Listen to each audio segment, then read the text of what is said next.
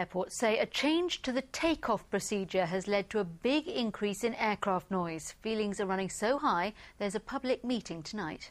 The airlines say they're breaking no regulations and the changes are saving fuel and reducing carbon emissions. In a moment, we'll hear from the people involved in trying to find a solution. But first, here's the woman behind the campaign.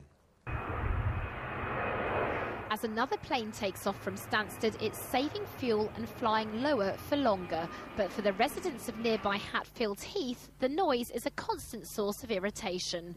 Since Jo Stewart moved there with her family in 2005, the number of planes flying over her house has increased dramatically. It's almost become an obsession.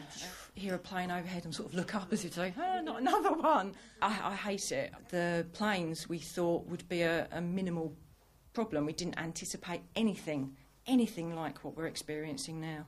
Flights using the route above Hatfield Heath have increased from 719 in July 2006 to 3001 in July 2009, more than quadrupling the number of planes. This is the sort of noise that Jo and her family are used to. At the busiest times of the day, in the mornings and in the evenings, planes like this fly over her house every couple of minutes.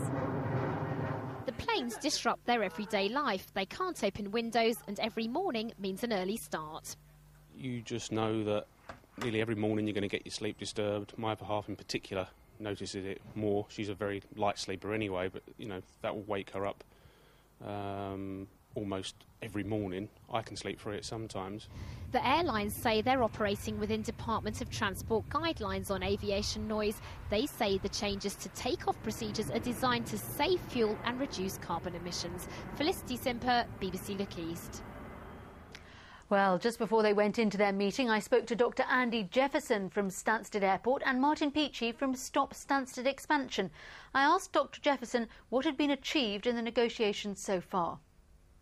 Well, there's a number of things. The noise issue here in the community, talking with the local community, seems to be made up of a variety of issues. One is related to the new Kuala Lumpur flight we have from Stansted, and that leaves quite late in the night period.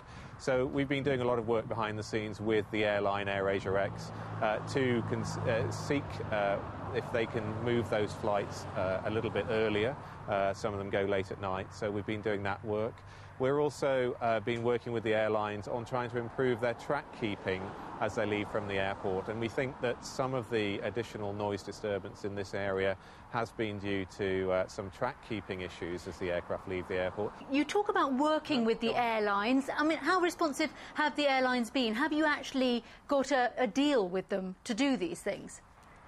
I think the airlines are very responsive. We have a league table on track keeping and noise issues, which is regularly shared with the airlines, and actually they've been very cooperative and supportive in trying to find ways to reduce the noise on the departures from Stansted.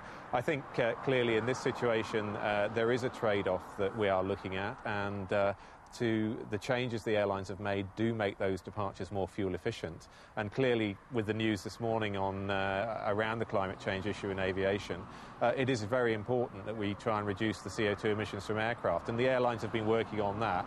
Martin Peachy, from what you're hearing there, are you confident that a deal can be made, some kind of compromise which you're happy with? Well, it's too early to say. I think we need to see what the result of the work that Andy Jefferson has just mentioned is being done by the working group at the airport, and we need to look at what are the possible solutions that come out of that and the timescales of that.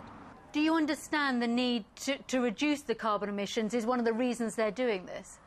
Well, that's an onus on the aviation community industry anyway, but at the same time we're looking at the total environmental impacts, and noise is one of them. And so the win-win situation clearly is to reduce noise as well as emissions, and that's what we're seeking to do. Dr. Jefferson and Mr. Peachy, thank you very much.